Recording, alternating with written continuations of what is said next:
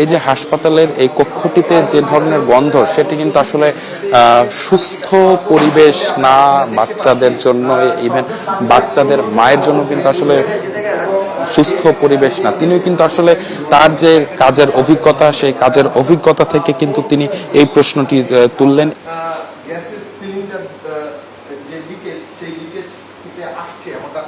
আমরা ধারণা করছি যে আমরা প্রাপ্তবয়স্ক, তবুও আমাদের জন্য এটাই অনেকটা কঠিন হয়ে যাচ্ছে এই যে স্মেলটি, যেটি উৎকট এবং এটিকে এটি আদৌ এসির যেই গ্যাস, সেই গ্যাসের লিকেজ কিনা সে বিষয়টি আসলে সম্ভব করে দিতে পারতে যারা তদন্তকারী কর্মকর্তা রয়েছে তারা নির্দিষ্ট করে বলবেন। তবে এই রুমটিতে এই দুর্ঘটনা ঘটেছে এমনটা আমরা জানতে পেরেছি এবং নিশ্চিত করতে পেরেছি। এই রুমটিতে সব ধরনের যেই বাচ্চাগুলো রয়েছে সব সরিয়ে দেওয়া হচ্ছে। এখন পর্যন্ত আমরা দেখছি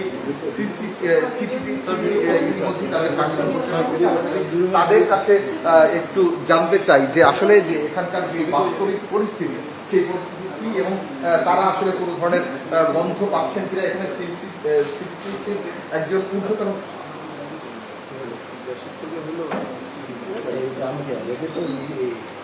এখানে একজন রয়েছেন, আমরা যদি তার কাছে একটু জানতে চাই যে আসলে ভাইয়া আপনারা এখানে এসেছেন কি কি তদন্ত করছেন।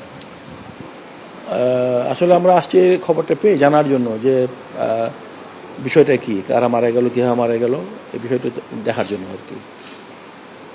এখন কি পেলেন? আমি তো এই মাত্র আসছি আর কি, এই জাস্ট নাও আসলাম, এখন দেখতেছি, দেখে ঠেকে তারপর বুঝতে পারবো যে বিষয়টা কি আর কি। মানে কোনো ধরনের গন্ধ কি পাচ্ছেন না, এখানে তো এই রুম যে যেটা সাধারণ চোখে বা সাধারণ জ্ঞানে আমাদের যে চোখে দেখছি আর কি, আসলে এটা তো মানে সুস্থ জায়গা না, এটাই মনে হচ্ছে আর কি। যে পরিবেশ কিংবা এই কি বলে যেটা রুগীর থাকার মতো ব্যবস্থাপনায় থাকা দরকার, এরকম তো মনে হচ্ছে না আর কি। মনে হচ্ছে। কিন্তু আপনার কতজন শিশু মারা গিয়েছে বলে শুনেছেন? আমার 6 জন। এখন পর্যন্ত 6 জন মারা গিয়েছে। জি জি, ঠিক আছে।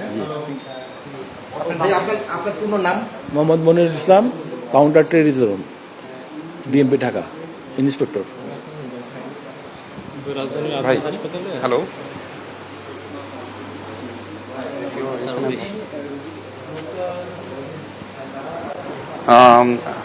আমরা সিটিটিসির একজন ইন্সপেক্টরের সাথে কথা বললাম মাত্রই। যেহেতু সিটিটিসি এই ধরনের ঘটনাগুলো নিয়ে কিংবা বিভিন্ন ধরনের রাসায়নিক কিংবা দাহ্য পদার্থ এই ধরনের বিষয়গুলো নিয়ে তারা কাজ করেন, একজন পরিদর্শকের সাথে আমরা কথা বললাম। তিনিও কিন্তু বললেন যে এই যে হাসপাতালের এই কক্ষটিতে যে ধরনের গন্ধ সেটি কিন্তু আসলে সুস্থ পরিবেশ না বাচ্চাদের জন্য, ইভেন বাচ্চাদের মায়ের জন্য কিন্তু আসলে সুস্থ পরিবেশ না। তিনিও কিন্তু আসলে তার যে কাজের অভিজ্ঞতা, সেই কাজের অভিজ্ঞতা থেকে কিন্তু তিনি এই প্রশ্নটি তুললেন এবং তিনিও কিন্তু 6 জন শিশুর মৃত্যুর বিষয়টি কিন্তু তিনি আবারও আমাদেরকে জানালেন।